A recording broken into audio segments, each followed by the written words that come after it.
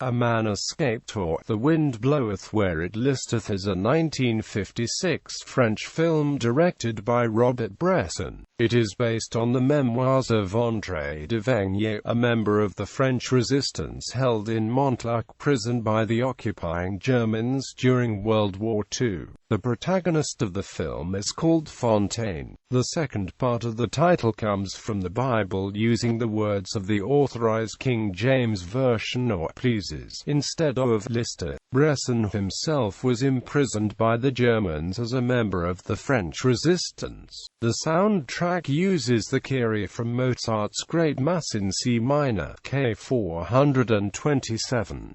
The film was entered into the 1957 Cannes Film Festival. Plot: after the establishing shot of Montluc prison, but before the opening credits, the camera rests on a plaque commemorating the 7,000 prisoners who died at the hands of the Nazis. On the way to jail, Fontaine, a member of the French resistance, seizes an opportunity to escape his German captors when the car carrying him is forced to stop, but he is soon apprehended, beaten for his attempt, handcuffed and taken to the jail. At first he is incarcerated in a cell on the first floor of the prison, and he is able to talk to 3 French men who are exercising in the courtyard. The men obtain a safety pin for Fontaine, which gives him the ability to unlock his handcuffs. This turns out to be needless because he gives his parole to not escape and is moved to a cell on the top floor without handcuffs. Once in the new cell, Fontaine begins inspecting the door and discovers that the boards are joined together with low-quality wood. Using an iron spoon he deliberately neglects to return after a meal. He begins to chip away at the wood. After weeks of work, he is able to remove 3 boards from the door, roam the hallway, get back in his cell and restore the appearance of the door. Fontaine is not the only prisoner trying to escape.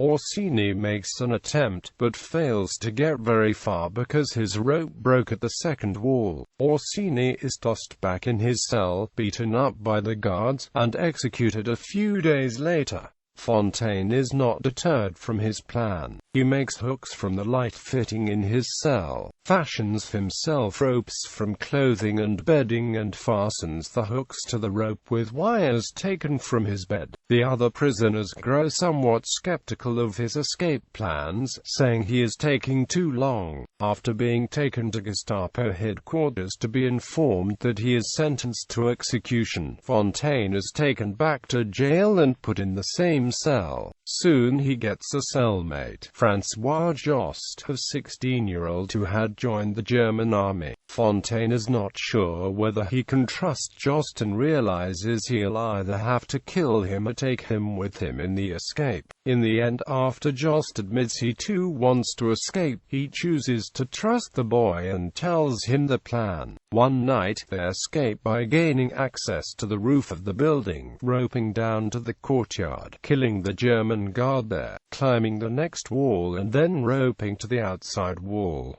They drop down into the street undetected and walk away. Cast: François Lettrier, Lieutenant Fontaine; Charles Leclanche, François Jost; Roland Minaud, Le Pasteur; Maurice Bierblock, Blanchette; Jacques Ertem, Orsini; Roger Traherne, Terry; Jean-Paul Delomieux, Hybrid; Jean-Philippe Delamare, prisoner number 110. Circuit Sar Gattegno, Le Prisonnier ex Jacques Erlemans, Chief Warder. Production. The film is based on the memoirs of André Devigny, who escaped from the Montluc prison in Lyon in 1943, during World War II. DVD and Blu-ray release.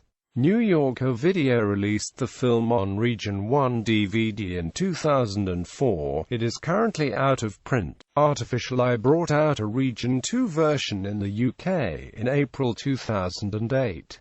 This disc contains a superior audio-video presentation and contains a Dutch documentary, The Road to Bresson, as an extra. Madman Entertainment released a Region 4 Australian DVD in July 2009. This release contains a scholarly audio commentary by Professor Ross Gibson of the Sydney College of the Arts, University of Sydney. Gaumont released a Blu-ray disc in France on November 2, 2010. Scholarly and critical reception. The film is sometimes considered Bresson's masterpiece.